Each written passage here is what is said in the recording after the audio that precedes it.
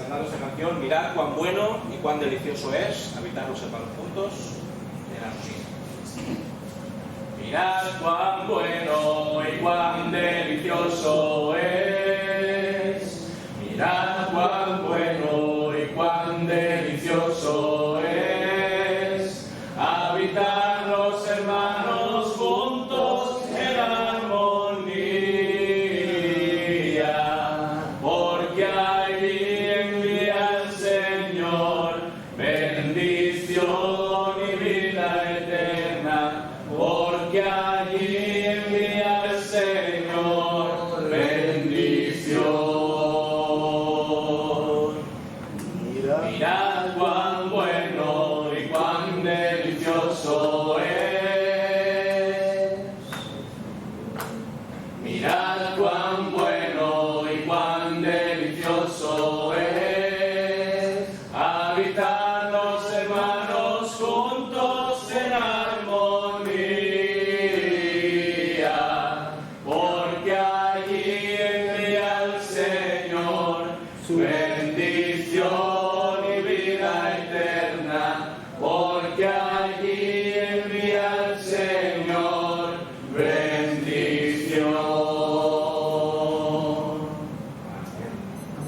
Mirad cuán bueno y cuán delicioso es habitar los hermanos juntos en armonía. No juntos, porque juntos podemos estar. Lo importante, sabéis cuál es, ¿no? La clave es la armonía. Que tenemos unánime, porque podemos estar juntos, pero, en fin, en un mismo lugar, o cada uno mirando por sí mismo, ¿no? Y en ese sentido, habitar los hermanos juntos en armonía, lo que nos trae es bendición y vida eterna. Hoy el Señor envía bendición. Muy bien, pues vayamos a la palabra del Señor para estudiar un nuevo capítulo más de la vida de Abraham. En esta ocasión vamos a hablar acerca de un proyecto de persona cuyo nombre es Isaac. Y vamos a ir en nuestra palabra, en nuestras Biblias, al Génesis capítulo 18, versículos del 1 al 15. Génesis 1 al 15, y hablaremos hoy de Isaac, al menos a la promesa de que por fin nacerá un hijo de Sara y de Abraham. Pero antes quisiera hacer un breve relato, algo que no tiene nada que ver con nosotros, ¿no? Ya lo veréis si tiene o no tiene que ver con nosotros, ¿vale? Porque he intentado, pues, imaginarme lo que podría ser lo que le sucedió a Abraham, precisamente en el texto bíblico de hoy. Entonces yo he escrito ahí un breve relato, un microrelato, ahora que se estira tanto esto de los microrelatos, para hablar un poquito de lo que nos podría haber pasado a nosotros. El calor asfixiante del verano había llegado a Carlit. El ronroneo de cientos de aparatos de aire acondicionado sonaba acompasado, mientras el silencio se adueñaba de media ciudad. El que más o el que menos ya había comido, y muchos se hallaban tumbados a la bartola disfrutando, en la medida en la que el calor lo permitía, de una siesta reparadora. Martín era una de esas personas que no perdonan la siesta, y mucho menos cuando el abrasador poniente sopla sobre la localidad. Había estado trabajando toda la mañana bajo la solana Misericordia y no veía el momento de tumbarse un ratito para recuperar energías. Su esposa estaba terminando ya casi de hacer la comida, y la siesta del borrego, como la suele llamar Alfredo, esa siesta, ese sueño agradable y súbito que te entra antes del yantar, empieza a reclamar toda la atención de Martín. Y en esas estaba, sentado en el sofá mientras veía las noticias en la televisión, pegando cabezadas, amodorrándose acompañado del rumor del presentador de turno, cuando un timbrazo lo sobresalta de sopetón, poniendo fin a una prometedora sesión de descanso. Medio malhumorado, medio somnoliento, despotricando contra todos esos mensajeros que siempre vienen a traer esos paquetes a esas intempestivas horas, descuelga el telefonillo, mira por la cámara que hay en la entrada del bloque de pisos en el que vivía y acierta a ver 3 personas. Absolutos desconocidos. que lo saludan como si lo conocieran y que anuncian que están de paso y que les vendría de fábula poder reposar un rato y comer algo. Hay algo en esos individuos que a Martín le es familiar, y una repentina corazonada le dice que debe ejercer como cristiano y debe hacerlo en su papel de anfitrión. También sabe que hay mucho sinvergüenza por ahí suelto, eso también lo sabe. Mucho sinvergüenza, mucho golfo, y por ello siempre tiene a mano un buen garrote de Cuenca por si las moscas. Sin embargo, intuye que estos visitantes tienen algo especial que le impulsa a abrir la puerta, a indicarles piso y puerta, y abrirles de par en par su hogar. Y justo cuando llegan al descansillo, Martín se da cuenta de quiénes son esos viajeros. Cae en la cuenta. Y con el corazón estrujado por una alegría descomunal y con un brillo en la mirada que anuncia lágrimas de gratitud, comprende que está invitando a su casa, ni más ni menos, que a Dios y a dos de sus ángeles. Pasad, pasad, mi casa es vuestra casa, poneos cómodos. Martina, haz comida para 3 personas más que han venido unos amigos a comer. Desde la cocina se escucha una frase ininteligible, irreproducible, y Martín acomoda a sus invitados mientras ayuda a Martín a preparar la mesa y a colocar la vajilla y los cubiertos. Esto es un relato ficticio, un relato de la ficción, de la imaginación. Pero ¿cómo reaccionarías si estuvieses en la situación de Martín? Que de repente te visitase Dios a casa, que te pidiese un ratito de descanso, un poquito de comida. ¿Has pensado o imaginado alguna vez lo que sería comer con el mismísimo creador de la tierra y del cielo y con 2 de sus ángeles? ¿Lo has pensado alguna vez? ¿Cómo sería eso? Eso tiene que ser, ¿verdad? Increíble. Si tenéis esta noche insomnio, pensad en ello. Seguramente tendréis dulces sueños. ¿Cómo agasajarías a Dios? ¿Cómo agasajarías a sus ángeles? ¿De qué manera te dirigirías a ellos? ¿Qué querrías preguntarles? Claro, la escena que se presenta desde el relato inventado de Martín no es tan descabellado. Sobre todo si atendemos a lo que nos dice Hebreos capítulo 13, versículo 2, ¿verdad? Que todos conocemos. Que dice, no os olvidéis de la hospitalidad, porque por ella algunos, sin saberlo, hospedaron ángeles. Nunca se sabe en qué momento recibes la visita de alguien que tiene apariencia de ser humano, pero que es un enviado del Señor que necesita transmitirte un mensaje precioso y especial para tu vida y para la vida de tu familia. Nunca lo sabrás. En cualquier momento. Yo creo que muchos de nosotros en alguna ocasión hemos hospedado ángeles. No en el sentido sobrenatural de lo que entendemos por ángeles, pero sí en el sentido de que la palabra ángel significa mensajero. Y a veces hemos recibido mensajeros del Señor en nuestros hogares y hemos recibido o no hemos recibido bendición de parte de ellos. Sí. Misioneros, pastores, obreros del Señor. ¿Y hemos recibido bendición para nuestras vidas? Pues es un producto de ser hospitalarios. Por eso nunca se sabe. ¿Cuántas ocasiones hospedamos a siervos de Dios que, aunque no sean de la estirpe angelical, nos dejan unas palabras de ánimo que justamente necesitábamos en esos instantes, o una bendita exhortación a dar un paso más en nuestra consagración a Dios? Yo creo que podíamos contar experiencias de ese tipo en nuestras vidas. Yo podría contarlo. Mi madre era una hospedadora de misioneros y de pastores, me encantaba siempre recibir la visita de una pastora como Estela Maris, Merlo, que es pastora de Montequinto, en Sevilla, o de misioneros que venían de Alabama, que solamente hablaban inglés, pero bueno, ahí nos íbamos entendiendo de una manera u otra. Abraham tiene una experiencia similar a la que ha tenido Martín, muy similar. Un día cualquiera, con una mañana calurosa repleta de trabajos, de tareas, de quehaceres, llega al Ecuador y, dadas las condiciones climatológicas de la tierra de Mamre, sabéis que es donde vivía Abraham, es necesario hacer un tiempo muerto. En aquellas zonas, yo creo que Catel va en ese mismo sentido ya, porque poco a poco, yo conozco a vecinos que a las 11 se tienen que venir a encerrarse en casa porque ya no pueden estar más tiempo ahí en los sembradíos, no pueden. ya literalmente están achicharrados. Pues en aquellas latitudes, en el área del Mamre que habita Abraham, es necesario hacer un Kit-Kat, darse un respiro, guarecerse bajo las tiendas o bajo una frondosa encina. Eso era algo absolutamente necesario. Y mientras se preparaba la comida, el descanso se convertía en algo que te pedía el cuerpo urgentemente. Abraham mismo, aquí en el relato que vamos a ver a continuación, se halla sentado a la sombrita de su tienda, mientras sus ojos se cierran a causa del monocorde cántico de las chicharras y de las altas temperaturas. Y de repente escucha el crujido de las piedras y de la tierra, como si de personas caminando se tratase, y perplejo nota como 3 varones permanecen de pie a unos cuantos metros de donde él se hallaba sentado. Vayamos al texto, versículos del 1 al 2.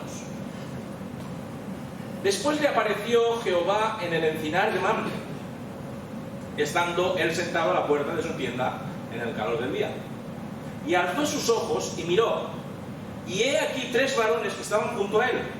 Y cuando los vio, salió corriendo de la puerta de su tienda a recibirlos y se postró en tierra. Abraham tal vez se rascó la cabeza pensando que hacía un instante no había nadie a la vista en el horizonte, y que ahora 3 hombres sonrientes le hacen señales para saludarlo.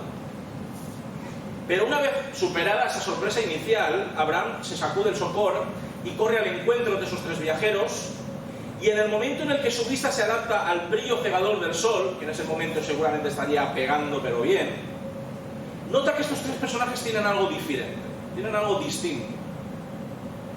Algo que les suscita en el pensamiento que no son simples caminantes o comerciantes, no. Son alguien distinto. El hecho de que nada más llegar a la altura de estos 3 hombres se postrara en tierra, como si de unas divinidades se tratase, nos dice mucho en cuanto al empeño hospitalario que tenía Abraham en ese instante, como también el reconocimiento de la calidad de la visita. Se trata de una nueva teofanía, que como hemos dicho que es una teofanía, hemos utilizado ese término en muchos casos, un encuentro con Dios. Es la palabra técnica teológica, theos, que significa Dios, y phanos, que significa manifestación, podríamos decir. Entonces ahí lo encontramos. Una nueva teofanía en la que participan también otros 2 seres angélicos que acompañan al Señor. Y no es casualidad que estos 3 visitantes aparezcan en el domicilio de Abraham. ¿Crees que es casualidad que Dios visite a alguien? Como si echase la suerte de saber a quién le toca hoy visitar. No, ¿verdad que no? Dios tiene un propósito. Recordemos que en el anterior capítulo Dios establece una alianza con él, ¿no? Un pacto. Y que una cierta sombra de duda planea sobre la idea de tener descendencia. ¿Recordáis que el mismo Abraham qué hizo? Cuando Dios le dijo, vas a tener un hijo, ¿qué es lo que hizo? Se rió. Entonces, claro, eso hemos de tenerlo en cuenta. Por eso Dios, por medio de este encuentro, confirmará de tú a tú este pacto. O sea, baja directamente desde los cielos para confirmar este pacto delante de Abraham, cara a cara, y qué mejor manera de hacerlo que comiendo juntos y rubricando esta alianza con una buena y agradable sobremesa. Abraham, de rodillas ante los 3 enigmáticos viajeros, pronuncia una frase ceremonial muy propia de la tradición hospitalaria de la época. Fijaos, versículos del 3 al 5. Y dijo Abraham, Señor, si ahora he hallado gracia en tus ojos, te ruego que no pases de tu siervo. Que se traiga ahora un poco de agua, y lavad vuestros pies, y recostaos debajo de un árbol, y traeré un bocado de pan y sustentad vuestro corazón, y después pasaréis, pues por eso habéis pasado cerca de vuestro siervo. Y ellos dijeron, haz así como has dicho. Es interesante comprobar que en esta construcción tradicional Abraham utilice el término Señor. La palabra hebrea original es Adonai. ¿Recordáis que alguna vez la cantamos en algún cántico? Es Adonai. Esa es la palabra, Señor. Es como si ya Abraham supiese con absoluta certeza que uno de los que componen esa compañía es Dios mismo. Lo reconoce. Y por ello le tributa su adoración y su veneración, además de no cesar de agradecer el privilegio del que es objeto en este encuentro. Abraham insiste, como suelen hacer aquellos que quieren dar hospitalidad a alguien, insiste, ¿verdad? Que os ha pasado alguna vez. Venga, quedaos, venga, quedaos, venga, quedaos. Al final no querías, pero al final te tienes que quedar, porque no quieres quedar mal. Pues Abraham insiste, persiste en la idea de que no sigan su camino, porque en definitiva es algo que forma parte también de esta fórmula de hospitalidad y acogimiento. Lo que les ofrece al principio, lo que les ofrece a Abraham es algo sencillo, simple, ¿verdad? Pero sumamente agradable para un transeúnte que se encuentra cansado y sediento. Tras lavar sus pies, quitando la costra de sudor y polvo acumulados y refrescando sus extremidades, algo que todos, como bien sabemos, es increíblemente placentero. ¿Alguien nos ha lavado alguna vez los pies? Pues la verdad es que es muy placentero, ¿verdad? Y más si todavía vienes de un camino largo, unos masajes, ¿verdad? Vienen que ni pintados, pues imaginaos, ¿no? Pues después de esa limpieza de pies, podían tumbarse bajo la sombra benefactora de las encinas y esperar lo que inicialmente parece ser un bocado de pan y un poco de agua que conforte su espíritu exhausto. Y ya después, cuando el sol no estuviese tan alto y no fatigase tanto, pues ya podrían seguir su camino. Abraham entiende, como todo buen anfitrión oriental, que el hecho de que este trío se acercase a sus tiendas no era algo fortuito, no era el resultado de la casualidad, y lo que les va a ofrecer superará con creces lo mínimo exigible para atender a sus huéspedes, que también es lo que solemos hacer, ¿verdad? ¿Verdad que no ponemos ahí lo justito y necesario? Cuando viene un anfitrión, cuando viene un invitado, ¿qué hacemos? Nos volcamos, ¿no? Y ponemos jabón de jabugo, y ponemos langostinos, y ponemos caviar. Bueno, tampoco hay que llegar hasta esos extremos, ¿no? Pero ¿los agasajamos o no los agasajamos en la medida posible con unos buenos platos y una buena conversación? Y pues eso es lo que quería hacer también Abraham. No se contentaba con lo mínimo exigible, un bocado de pan y un poquito de agua, no.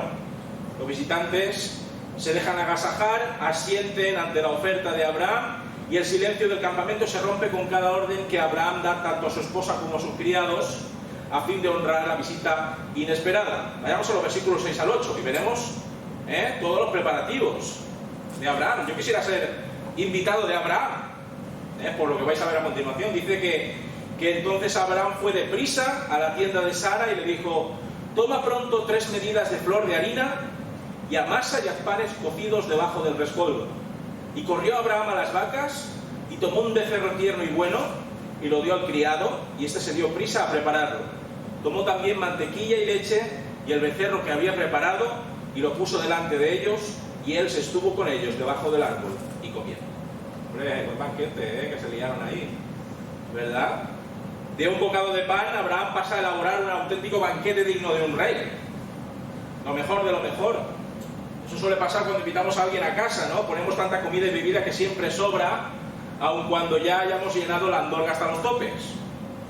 El anfitrión nunca racanea cuando trata de impresionar y de obsequiar a sus huéspedes. Abraham pide a su esposa Sara que prepare unos panes cocidos con casi 4 litros de harina debajo de las brasas de la hoguera, y ordena a uno de sus siervos que corte y cocine un ternero escogido por el mismo Abraham, un espécimen ecológico, muy ecológico, más ecológico no podía ser, cuyas carnes seguramente iban a ser la delicia de los visitantes. Imaginaos, un becerro ahí, se me hace la boca agua, ¿verdad? Y por si esto fuera poco, añade a la picaeta, que vemos aquí, añade mantequilla o yogur y leche recién ordeñada del día. Con este opíparo ágape ya listo bajo las copas de las encinas, degustan solícitos esos manjares mientras Abraham les acompaña para darles conversación y para llenar sus copas. Sara, por otro lado, ¿dónde estaba? Pues estaba agazapada, allí en su tienda, a espaldas de los viajeros, observando a este grupo de comensales, intentando aguzar el oído, escuchar de qué charla. Recordemos que en aquellos tiempos el único modo de conocer qué es lo que se cocía en el mundo era atender a la información que compartían los mercaderes y los transeúntes. Y a quien no le gustaría saber pues qué cosas sucederían a su alrededor. No había redes sociales para enterarnos de lo que nos enteramos de lo que pasa en Kuala Lumpur o en Sri Lanka, o en Ouagadougou.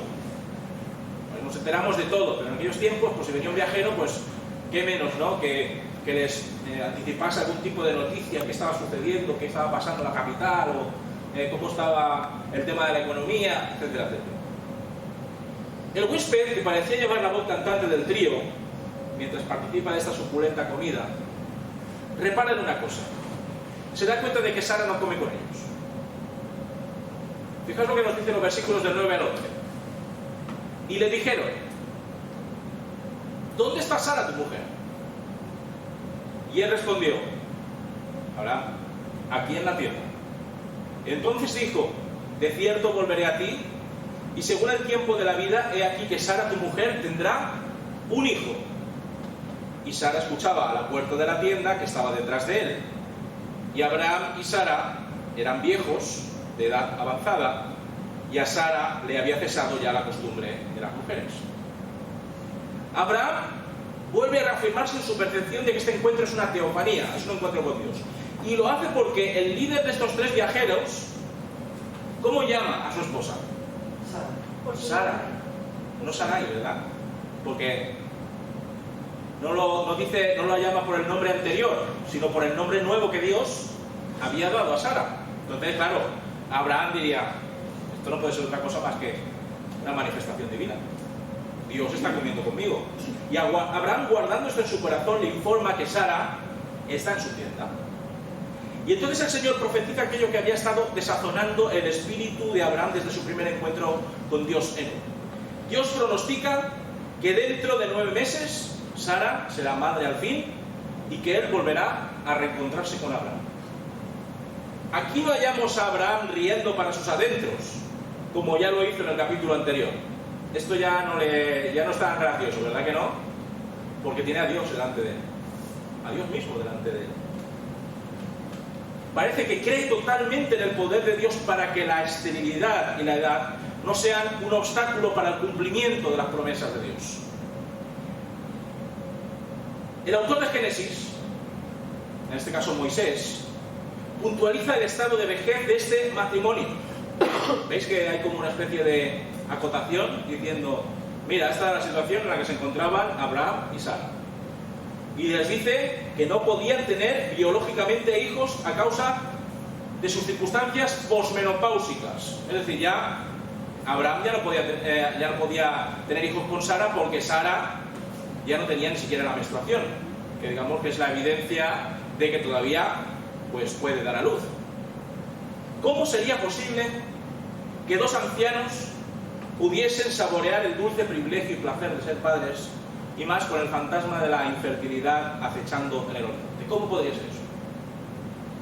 Sara, que estaba escuchando desde la distancia este tipo de profecías y afirmaciones de un desconocido, se troncha. Se carcajea. Vayamos al texto. Nos dice, versículos del 12 al 15, que se rió pues Sara entre sí diciendo: después que envejecido tendré deleite, siendo también mi señor ya viejo. Entonces Jehová dijo a Abraham: ¿por qué se ha reído Sara diciendo: será cierto que he de dar a luz siendo ya vieja? ¿Hay para Dios alguna cosa difícil? Al tiempo señalado volveré a ti, y según el tiempo de la vida, Sara tendrá un hijo. Entonces Sara negó diciendo: no me reí, porque tuvo miedo, dice el autor. Y él dijo: no es así, sino que te has reído. De igual manera que hizo su esposo en la teofanía del capítulo anterior, ahora Sara pone en tela de juicio este oráculo de parte de Dios. Lo pone en duda. Como se diría vulgarmente, a la vejez viruelas, o a buenas horas mangas verdes, ¿no? Eso es lo que estaría pensando en ese momento Sara. ¿Conocía Sara el pacto y la promesa que Dios había establecido con su esposo? ¿Lo conocería? ¿Quién lo sabe? ¿O tenía constancia de esta alianza y no se tomaba muy en serio la posibilidad de dar a luz a un descendiente prometido por Dios? No lo sabemos. Fuere cual fuere la razón que motiva su carcajada interna, la cuestión es que se muestra incrédula ante esta perspectiva de tener descendencia. Muy incrédula.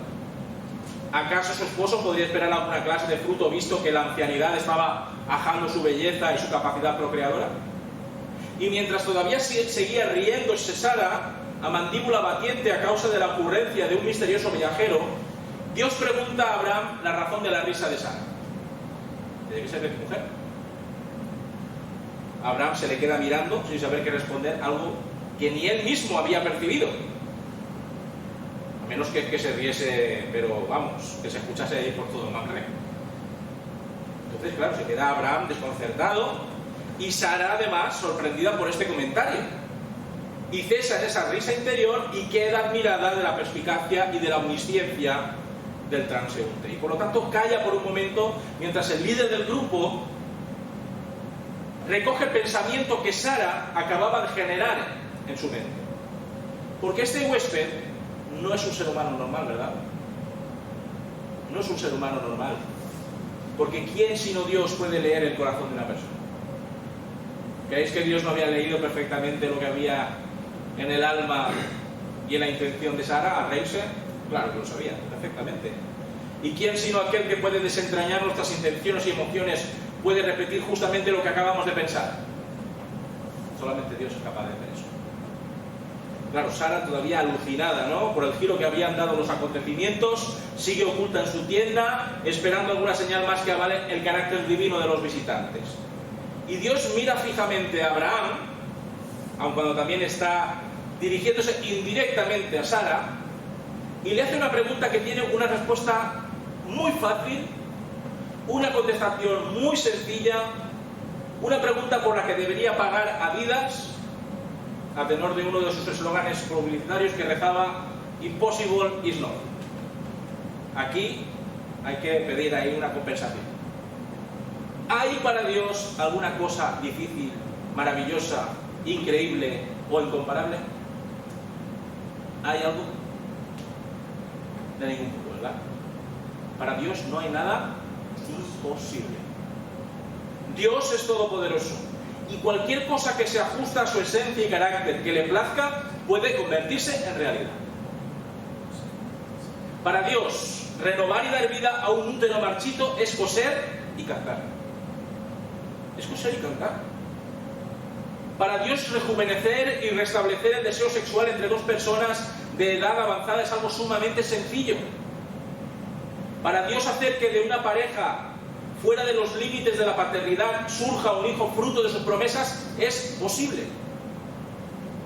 Si el Señor promete algo, ¿verdad? Si el Señor promete algo, lo cumple, incluso a través de medios sobrenaturales que exceden a nuestra lógica. ¿Verdad que sí? Por eso, ante nuestra risa de incredulidad o de vacilación, Dios responde asombrándonos con sus milagrosos hechos y sus portentosos actos. Y lo que decíamos que era imposible se convierte efectivamente en algo posible. El Señor vuelve a remachar la misma profecía de alumbramiento por segunda vez. Sara será madre dentro de 9 meses y el nombre que pondrá a este vástago será un fiel recuerdo de que Dios también tiene sentido del humor, ¿verdad? Porque el nombre de Isaac significa risa. Sara, al fin persuadida de la clarividencia de Dios, interpelada por el descubrimiento de su risa, sale del escondite, ¿verdad?, para presentar sus respetos a los huéspedes, no sin contradecir al visitante. Me figura a Dios mirándolo a los ojos, a Sara, teniendo la cabeza así, diciendo, sonriendo a su vez y diciéndole que podrá engañar a cualquiera, pero que no podrá embaucar a quien conoce las hechuras y las posturas del ser humano. A mí me vas a decir si te has reído o no te has reído, Sara, vamos a ver. ¿Con quién te crees que estás hablando? Es curioso como Sara, sabiendo que Dios había puesto al descubierto su parecer en cuanto a su preñez, pretende seguir en sus 13 a pesar de ser avergonzada en última instancia por el discernimiento divino. Y así es el ser humano desde su niñez, ¿verdad que sí? Somos muy como Sara, desde que somos pequeños. Cuando hacemos algo que no es correcto o que nadie tiene la capacidad de ver in situ, siempre nos enrocamos en la pretensión de que no se ha hecho tal cosa, aunque la evidencia del delito esté bien a la vista. ¿No nos ha pasado cuando éramos niños, verdad? Que creíamos que nadie nos miraba, íbamos a la nevera y comíamos o bebíamos de lo que no debíamos beber o comer, y pensábamos que nadie nos veía. Y luego, si después dejábamos las marcas, que no éramos tampoco muy hábiles en ocultar la prueba del delito, aún todavía nos resistíamos en decirle a nuestra madre que sí, que habíamos cometido un error, que habíamos hecho algún tipo de travesura. Así somos nosotros. Sabemos que hemos metido la pata y aún así pensamos que se la vamos a colar a los demás. Así somos los seres humanos. ¿Esto funciona con el resto del mundo? Puede funcionar con mucha gente, pero con Dios es otro cantar, ¿verdad? Nos conoce mejor que nosotros a nosotros mismos. Nos conoce de pies a cabeza y sabe perfectamente de qué pie calzamos. Y por lo tanto no olvidemos nunca cuando vayamos a excusarnos delante de Él sin elementos de consistencia a nuestro favor, porque Dios no puede ser burlado. Para concluir, hermanos, este relato, que es muy interesante y que es parte de lo que veremos la semana que viene, porque esta historia tiene su seguimiento. Dos cosas podemos extraer de esta narrativa bíblica tan interesante. En primer lugar, el valor de la hospitalidad. Y en segundo lugar, el alcance de la omnipotencia de Dios. Por un lado, hemos de estimularnos mutuamente a cobijar y a acoger a aquellas personas que realmente necesitan nuestra ayuda. Y una buena comida siempre servirá para conocerlas, para recibir de ellos algún mensaje del Señor y para resultar bendecidos por el Señor de una u otra forma. Y por otro lado, aprendemos también que nunca debemos desconfiar del poder soberano del Señor. Nunca hemos de desconfiar de sus promesas. Para Él no hay nada imposible. Nada. Nada. Cualquier atisbo de sospecha en relación a sus promesas, cualquier mengua en nuestra fe sobre circunstancias aparentemente terminales y cualquier duda sobre la resolución milagrosa de un evento adverso nos robará, sin duda alguna, la contemplación del poderío extraordinario de Dios. Por eso nuestras mentes lógicas y racionales, aferradas a lo natural, deben someterse abiertamente a lo que puede Dios hacer en nosotros. Cosas que puede hacer a través de nosotros para que su gloria sea manifiesta y para que nuestros ojos se llenen de asombro y de gratitud. Hemos de estar siempre abiertos a que el Señor haga cosas impensables, improbables e imposibles. ¿Tenéis alguna pregunta, alguna cuestión, alguna idea que queráis extraer del estudio de hoy? A mí me llama la atención dos cosas. No sé si... No me cedes, pues tienes. Que me llama y me gusta, ¿no?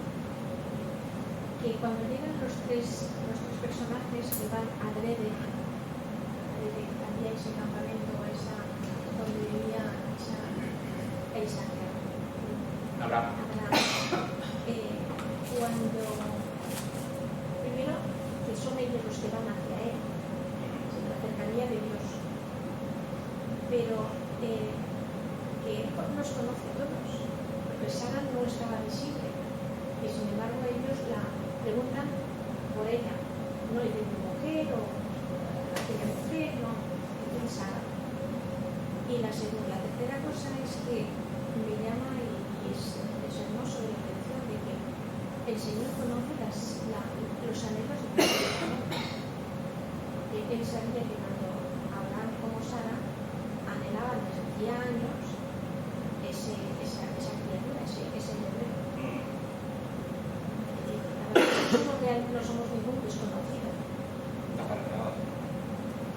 Incluso alejados de él, no somos desconocidos, de que el Señor tiene su vista puesta y su oído atento y su mano presta. Me gusta. Muy bien. ¿Tino? Yo veo que muchas veces, por ejemplo, esta historia cuando Dios le dice a Abraham que Sara va a tener un hijo, ella cuando se ríe, yo veo ahí que muchas veces el hombre es incrédulo, no cree aquello que Dios le está diciendo. Y a Sara cuando escuchó que iba a tener un hijo, ella lo primero que hizo fue reírse, porque no se lo creía. Y a mi vida, como toda promesa que viene de Dios, debemos de creer que es de Dios. Las promesas que son de Dios, Dios siempre las lleva a cabo. Es así. Y yo personalmente, hace ya muchos años, es un versículo que me gustaría leer esta tarde, que a mí Dios personalmente me lo hizo ver en mi corazón, y era este. Viene en Hebreos 13:5 y dice así, dice, sean vuestras costumbres, dice, sin avaricia, contentos con lo que tenéis ahora, dice, porque Él dijo, no te desampararé y no te dejaré. Cuando el Señor dice, no te desampararé y no te dejaré, quiere decir hasta una eternidad, hasta que lo veamos cara a cara y podamos estar disfrutando de su presencia toda la vida. Por eso debemos de ser, no debemos de actuar como actuó Sara, en el sentido de que ella, bueno, luego Dios hizo ver, ¿no? Pero como decía Mercedes, que Dios se acerca a nosotros, Dios se acerca a ti, Él te dice, ¿cómo le dijo al ciego? ¿Qué quieres que haga yo por ti? Él viene, Sara, voy a dar a tu hijo, me vas a dar un hijo. Y viene como que muchas veces no creemos, debemos de creer lo que viene de parte de Dios, porque muchas veces hay muchas voces que no son de Dios, sino aquello que es bíblico y aquel que se acerca a nosotros para cambiar nuestro corazón. Y a mí Dios, pues en este momento, hacía muchos años, nunca me olvidaré, nos dijo, no te dejaré ni te desampararé, ahí donde vayas estaré contigo. Pero también tenemos que poner nosotros de nuestra parte y no reírnos de la promesa que viene a nuestra vida. Eso es lo que quería dejar. Muy bien. Pero hay muchas bendiciones, hay muchas promesas en la Biblia y muchas veces las leemos y pensamos que eso es... ¿Y qué impida que sea para mí? ¿Qué impide? ¿Crees en el Señor Jesucristo y serás salvo tú y tu casa? ¿Por qué? ¿Por qué no lo voy a creer? Y si lo crees, pues esta mañana estábamos en la playa, mi marido y yo aprovecho, mientras él empieza a leer, me voy a dar un paseo y es un momento muy bueno para mí para orar. Me encuentro muy bien, al lado de la playa, con el agua, con el sol, con el agua. Y justamente estaba acordándome de esa promesa y estaba dando grandes a Dios por muchas cosas de mí. Eso, Señor, lo entendí cuando tenías 13 años. Y está claro de que el entendimiento a 13 años pues no es como cuando tienes 40. Claro. Yo lo entendí eso. Y eso fue una promesa para mí. Pero el Señor es que la cumplió. El Señor la cumplió. Claro. Pero así hay un montón de promesas en la Biblia. ¿Y qué impide que yo me apodere de una promesa? ¿Por qué no puede ser para mí? Es dada para todos los hijos de Dios. Está para todos, ¿no? Digo yo. Claro. Porque es que a veces tengo la impresión de que serás demasiado ingenua. Pero si está ahí, ¿por qué no la puedo coger para mí? Es revelación divina para todo aquel que cree. Así que lo que está en la palabra del Señor se puede aplicar perfectamente a cada uno de nosotros. Que con fe confíen que esa promesa será cumplida. ¿No hay nada imposible para Dios? No, para nada. Además, esto es precisamente también algo que después Jesús dirá más adelante en sus evangelios, que dirá eso, que no hay nada imposible para Dios. Sí, San Marcos. Sí, ¿quieres decir algo, Manuel? Emilio, ¿cómo reconoció Abraham que este personaje hablaba hablaba en boca de Dios o...? Era Dios mismo. Pero ¿cómo él lo percibió, cómo lo reconoció simplemente? Pues por el hecho de las cosas que decía, simplemente por el hecho de las cosas que decía, de que sabía el nombre de su esposa, sí, sin que nadie se lo ¿Y hubiera dicho. qué personas eran? ¿Se conoce los no...? Era Dios y dos ángeles. Además lo vamos a ver la semana que viene porque la historia continúa. Sí. Después de este tiempo de descanso que van a tener estos tres individuos, ¿no? que hacen parada en las tiendas de Abraham, vamos a ver que tienen una misión. Y eso lo veremos la semana que viene. Porque ya nos vamos acercando a ese famoso pasaje de la destrucción de Sodoma y Gomorra. Precisamente la semana que viene pues hablaremos de la intercesión. Sabéis que después de este momento reemprenden su viaje estos tres viajeros y dos marchan hacia Sodoma, mientras que uno de ellos, que es Dios, se pone a hablar con Abraham. Y entonces Dios le va a explicar a Abraham qué misión tiene o qué plan tiene para Sodoma y para Gomorra. Entonces ahí vamos a ver esa intercesión de parte de Abraham, de ese regateo muy oriental, lo veremos también para hablar un poquito sobre eso, de cómo a los orientales les gusta regatear cualquier cosa. Pues Abraham va a tratar de que no haya destrucción sobre ellos, pero Vemos que no había gran cosa que hacer, la verdad. Y que lo veremos la semana que viene, capítulo 18, versículos del 16 al 33. Y entonces ahí también volveremos a ver a Abraham hablando directamente con Dios. Que Dios le va a declarar, le va a mostrar cuál es el plan que tiene para Sodoma y Gomorra. Muy bien. Pues terminamos entonando nuestra doxología de los jueves y vamos a pedir, como siempre, yo quiero más y más de Cristo, más de su poder. El Señor es todopoderoso, más de su presencia. Abraham tuvo ahí un momento muy hermoso, ya os digo. Si queréis imaginaos cómo sería encontrarse con Dios en un día cualquiera de verano, pues podéis hacerlo esta noche. Y queremos más y más. Yo quiero más y más de Cristo. Yo quiero más de su poder. Yo quiero más de su presencia. Yo quiero más y más de él. Yo quiero más y más de Cristo. Yo quiero más de su poder. Yo quiero más de su presencia. Yo quiero más y más de él. Amén. Que el Señor os bendiga. Próximo domingo, segunda de Samuel. En esta ocasión, una de las historias más escabrosas de la vida de David. Así que David y Betsabé, próximo domingo tendremos nuestra escuela dominical a las 11 de la mañana. Que el Señor os bendiga.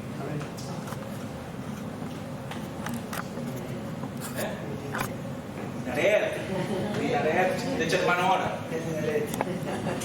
Dinaret, de echar mano ahora. No falte.